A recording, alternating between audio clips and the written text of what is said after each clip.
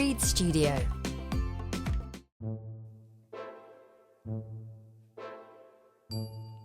The Baddies by Julia Donaldson and Axel Scheffler.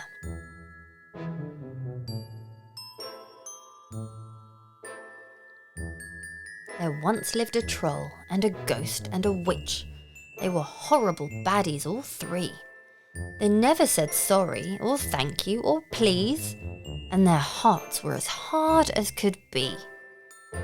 And the worst thing about the three baddies, the troll and the witch and the ghost, was the fact that all three of them liked being bad. And what's more, they all liked to boast. The troll said, "I'm stronger than you two. I can easily win every fight." The ghost said, "I'm much the most scary. I make things go bump in the night." The witch said, "My magic turns men into mice and rubies and pearls into coal. So you'd better beware, or you'll end up as frogs, or maybe as toads in the hole." When a girl with a blue spotty hanky moved into a cottage nearby, the witch rubbed her hands and the troll roared with joy, and the ghost gave a long, happy sigh. The ghost said, "I can't wait to haunt her until she's a quivering jelly." The troll said, "I'm going to eat her," and he patted his big bulgy belly. "Before you can try, I'll have turned her to stone," cried the witch in a voice loud and shrill. "Oh, no you won't," yelled the others, and the witch replied, "Oh, yes I will." The three of them started to quarrel, and before very long they were fighting. There was pushing and shoving and pulling of hair. There was pinching and kicking and biting. "Enough!" squeaked a mouse, who'd heard every word. "Let's find out who's really the worst. Could anyone steal the girl's hanky? I wonder who'd like to go first." "Me!"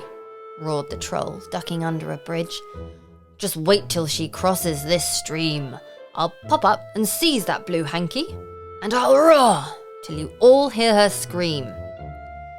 So he hid, and he waited, then popped up and roared. But the girl didn't tremble or yell. She just did a neat little sidestep, and the troll lost his balance and fell.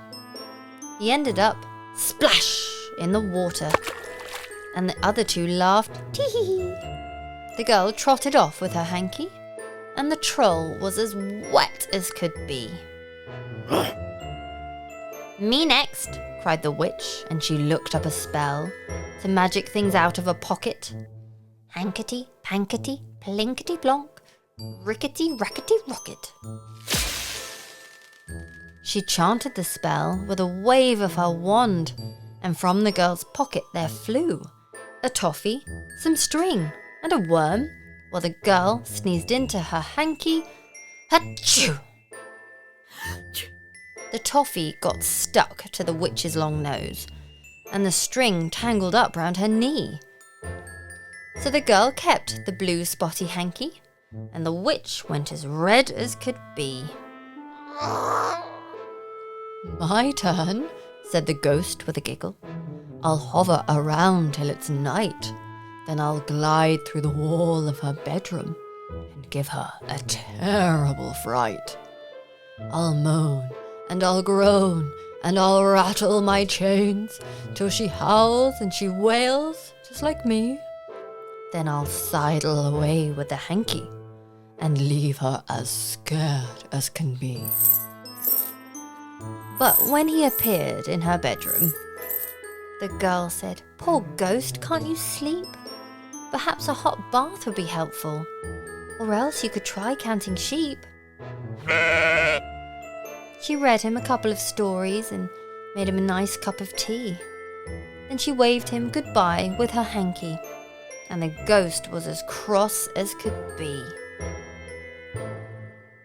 Next morning the girl washed her hanky. Then she spotted the little white mouse, who squeaked, "Can you please help my babies? It's terribly cold in our house.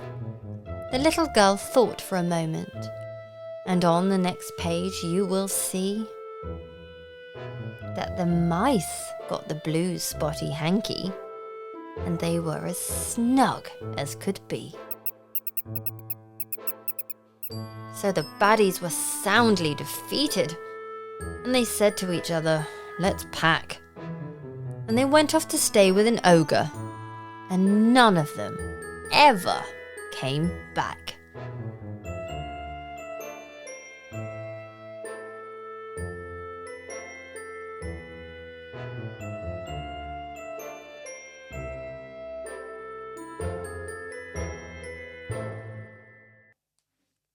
Read Studio, helping little readers spread their wings.